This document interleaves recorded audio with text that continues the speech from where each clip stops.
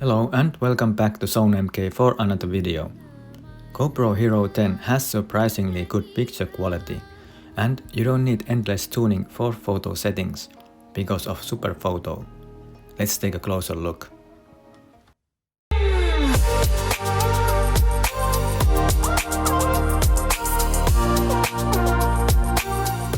GoPro introduced something called SuperPhoto on September 2018 when they introduced their Hero 7 Black model. SuperPhoto takes the guesswork out of selecting the perfect photo settings. Long story short, it basically combines several photos to one, similar way as iPhone does their picture compiling with Smart HDR and Deep Fusion. Normally when taking picture with the GoPro, when conditions are good, there's enough light and pretty much normal still target to take a photo, you won't notice anything, just a quick picture taken. But when things are more challenging, like not enough light, you'll notice this 1 to 2 second processing that happens after taking a picture, and in the back screen you'll see animation processing SuperPhoto.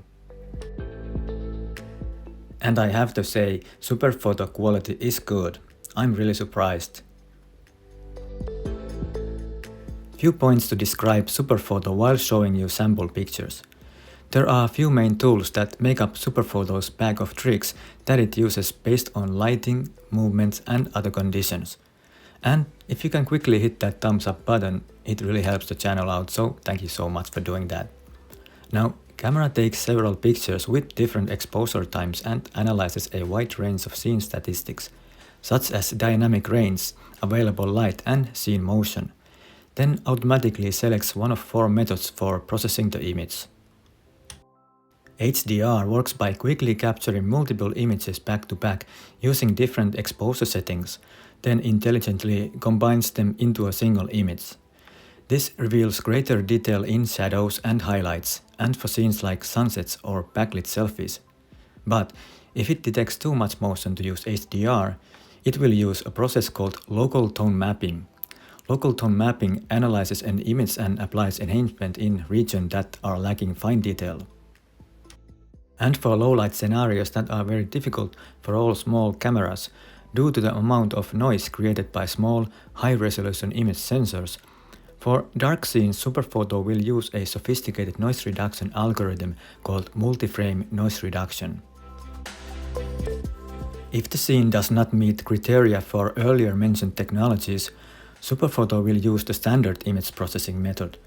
These photos go through the same processing as regular photo modes, single burst and time-lapse.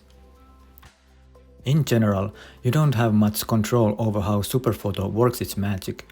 There's no ability to tweak individual settings or even determine which tool is used when. You just end up with an enhanced image.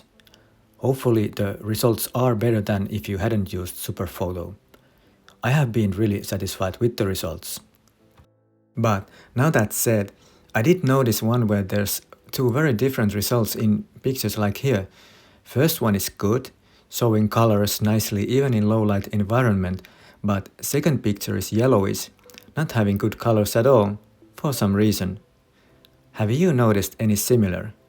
Please write down below your comments, really interested to read all.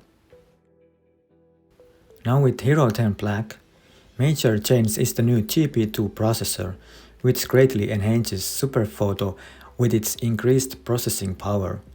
Also important with Hero 10 is that camera sensor is now 23 megapixels. GoPro is frequently updating its products with firmware updates, so make sure to update your GoPro to get the latest features. And easiest way to do that is using Quik-app.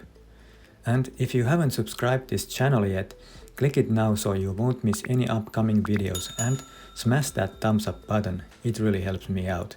Thank you so much. What are your SuperPhoto experiences? Write down below your comments, super interested to read all. That's it for this video.